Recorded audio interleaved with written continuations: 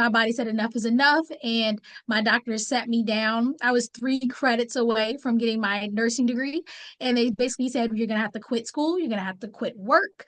Your eyesight Wow. is not going well. Yeah, they told me, there's nothing they could really do, and they told me I was kind of going to go blind. On my mama, on my hood, I look fly, yeah, I look good. Touch my Hi, everyone. Elle is here today on our Empowered Global Women in Business podcast. And my guest today is Cori Fonville Foster. Welcome, Cori. Hi, I'm so excited to be here. Thank you so much for having me. Yes, I'm excited as well. Thank you for being here. Cori is a certified business coach, a CEO of IROC Marketable Business Solutions, a small business marketing firm. And we will talk in depth how you help and what you do later. But before that, I want to ask my first question, how to start doing this kind of work? That is a great question because I think it really sets the tone for how I do business, right? I always tell people I got into business in a very non-traditional way. I never wanted to be an entrepreneur. I didn't go to school for business or marketing or anything that I actually do now.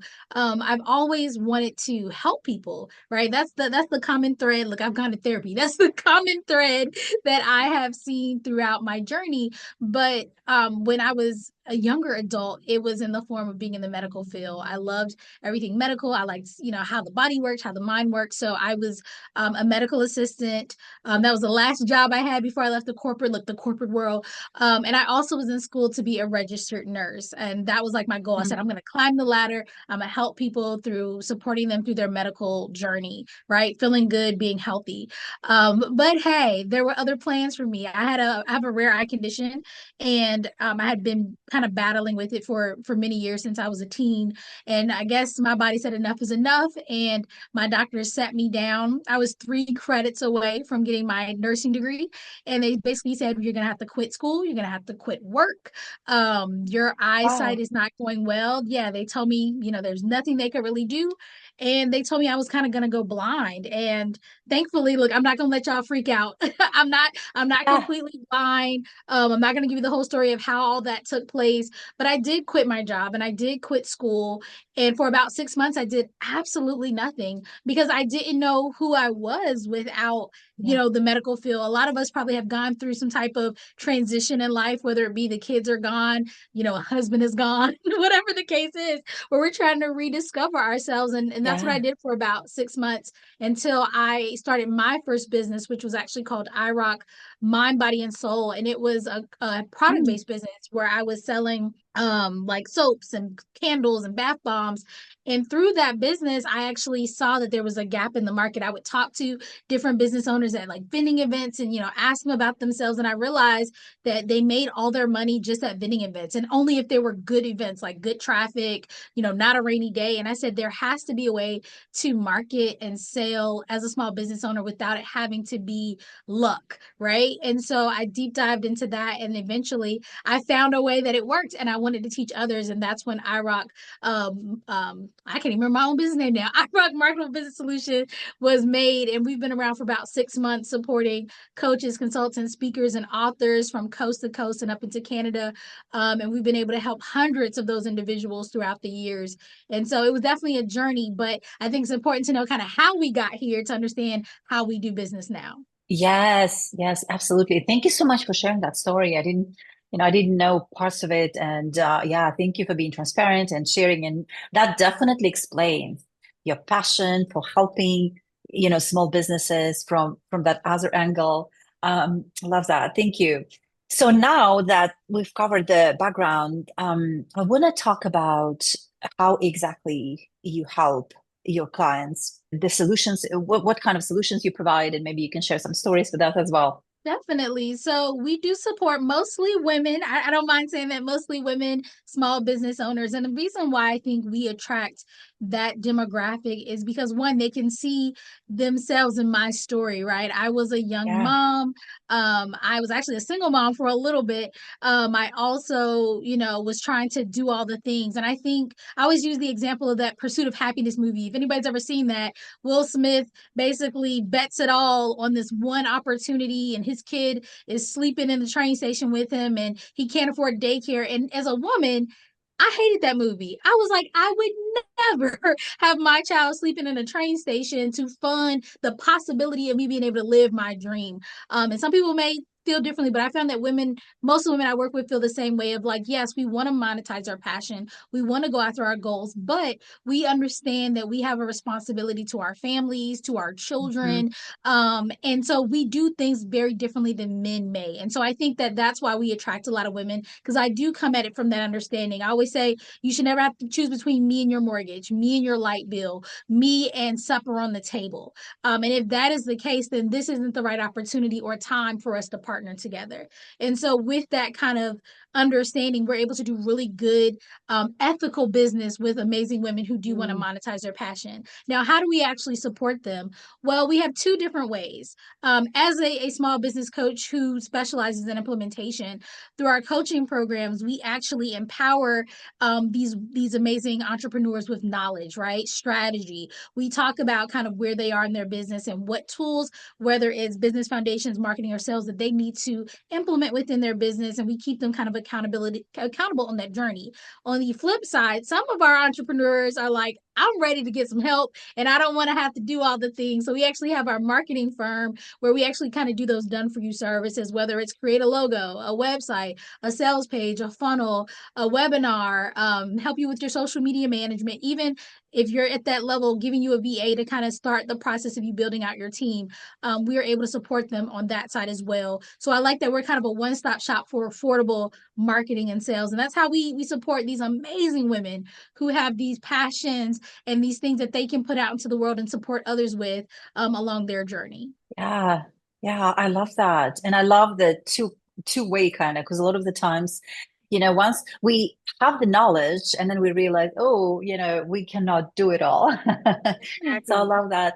And the fact that it's affordable for small businesses, that's also so important, right? And of course, I love that you cater to women. It is Empowered Global Women in Business podcast. And so, yes, absolutely. I love that. So in building this business and doing this providing these services for women entrepreneurs, where do you see some of the challenges lie when it comes to marketing and sales? Yeah, over the years, I find that there's a few kind of consistent themes that come up when we work with clients. One is confidence, right?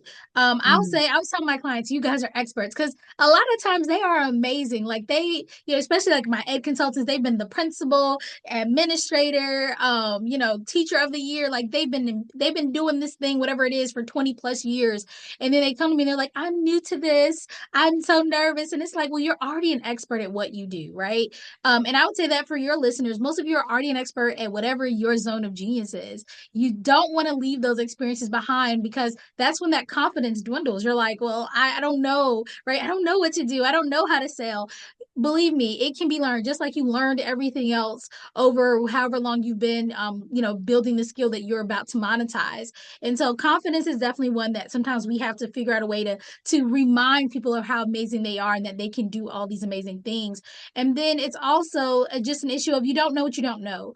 A lot of the people I work with are coming into business without a business degree, without a marketing degree, and they just don't know. They don't know how much things cost. They don't know how to put things together. They're out here listening to this YouTuber, this podcast, this whatever, and they're trying to kind of piecemeal it together with little success. And so we tell them, none of these things are wrong. Like nobody's trying to scam you, but you do have to understand the process and how to put these pieces together in order to have the result you want. So a lot of it's just education.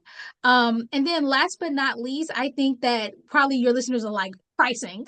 They don't know how much they should charge people. And so That's a big especially in our one. Yeah, coaching, for sure. yes, especially on our coaching side, we talk a lot about pricing and being realistic. Mm. We can't give everything away. A lot of times women are like, but I just want to help the world. I get it, but we got to be able to pay for overhead, and you should be paid for your expertise. So those are just a few of the kind of consistent things that come up time and time again, that we can have to break through before we can get to the finish line. Yeah, yeah, yeah. Definitely can resonate with those. And it's interesting how they are closely connected. Confidence and pricing, especially for women. I think Mhm. we just, we hold ourselves back. We have this self-imposter, whatever, right? We Yeah. we talk ourselves from it, from doing something, or from restarting, or from having an expertise. So yeah, I see where they are so closely connected as part of the bigger business. So thank you for sharing that. Building this business, helping your clients, being a woman as well, and woman as CEO, leading a business. What are some of the lessons that you learned in your journey, being a businesswoman, woman entrepreneur, building your own company, helping clients? Maybe if you can share a couple of lessons, or one maybe about one big lesson in your journey. I know there are so many, right? Yes. It's like, oh no. No, there are a lot of lessons, but I think one thing that I definitely have learned is that imposter syndrome happens to everyone, and it Mhm. it doesn't, I don't want to say it doesn't go away, but it changes, right? It changes. So you may get over one area in which you have imposter syndrome. Like I used to always be like, well, I don't have a degree in marketing, right? I don't have a, a degree in that. And then I kind of got over it because I realized like I know what I'm talking about, and I have the proof, right? People are able to do what they need to do in their business when it Yeah. comes to the marketing strategies. But then I got around really educated people, and I was like, I ain't got no good degree in nothing. Like I got a little associate's degree, and I would get in certain circles, or I would get with people who had like millions of dollars, had made millions of dollars, and little old me was excited because I paid off a car, like a used car at that. And so it's like, just kind of getting into new rooms, you're going to sometimes feel like, am I supposed to be here? But guess Hmm. what? Hmm. You are. You're there for a reason. Yes. And you'd be surprised. I've been in those rooms with those $1 million folks. And when I check myself and say, you know what, Cori, you're supposed to be here, those people still buy from me. $1 million companies, multi-million dollar Yep. companies, they're still like, their zone of genius is what they have, but I can Yep. still support them. And so sometimes we need to, one, we need to stop counting other people's coins and be like, how much do they make and all this, but also just know that we are meant to be in wherever we find ourselves, right? That's the biggest lesson, Yeah. because you are going to find yourself in spaces where you're like, how they let me in? And guess what they did? Because they saw that you were amazing. You are that expert, and you have something to contribute to that landscape. That's probably one of the biggest takeaways that I always have to kind of tap my shoulder and remind myself and remind my clients, like, you are supposed to be here. Yes. Yes. Yes. Yes. Yes. I love that. Yes. Remembering that you are so already have enough, so powerful, so authentic. I love that. Also, I know exactly what you're talking about, right? Because it's when we are growing, it always kind of knocks on the door, especially when we are in discomfort. Mhm. So we have to pass that discomfort, right? And tell ourselves, like you said, tap on the shoulder, yes, it's okay. This is where I'm supposed to be, until it becomes a new comfort.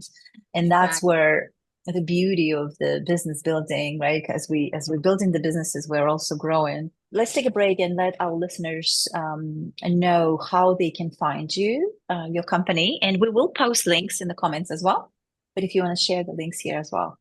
Absolutely. So you definitely can find out more about the company, our team, and what we offer at irocmarketablebusinesssolutions.com. That's IROC spelled IROC, marketablebusinesssolutions.com.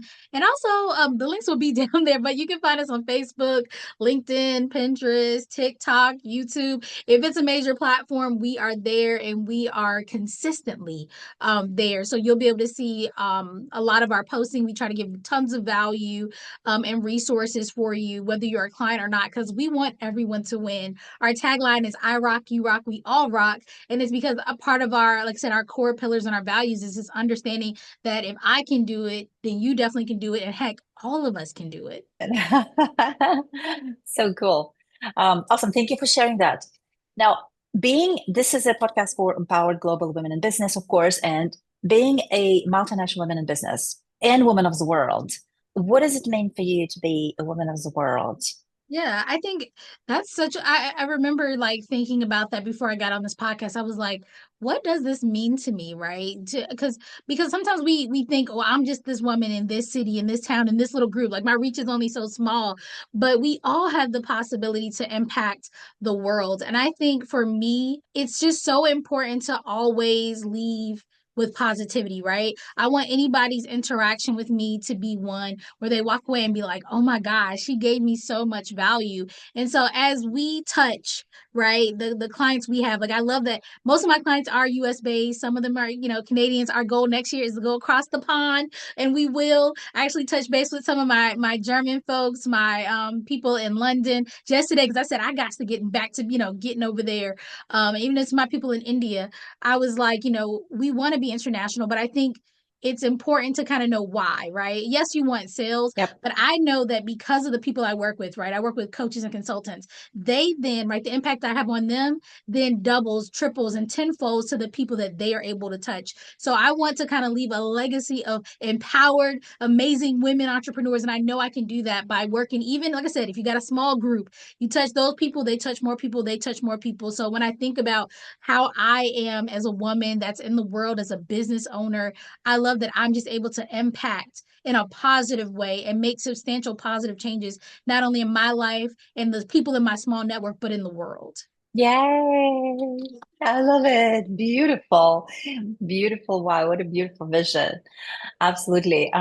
Okay, so we are going to move to the final section of the podcast, which will be rapid fire question. Like dun dun dun. Are you ready? I'm ready. Yay. Okay, your favorite book name is? Oh my gosh. Okay, so I'm weird, but my favorite book, and I'll say series, is Bubba the Monster Hunter, by John G. Hartness. I like to be away from reality sometimes just to let my brain chill out. If I had to have a business book though, it would be Speak Your Way to Cash by Ashley Kirkwood. There we go. Awesome. I love how you remember both of those. Right, right. Sometimes it's hard because we read so many, yeah. Yes. To especially remembering the author too. Beach or mountains? Beach. I don't want to be cold. Yeah, favorite international destination to visit? Germany, definitely in the Christmas time, so I can go to like the Christmas festivals. Yeah, I've never been. You got Cool. to go. Yes. Yeah, gotta go. Summer or winter? Summer. Yes, if I Awesome. could actually fall, Yes, if I could pick me too. fall. Yeah. Oh, yeah.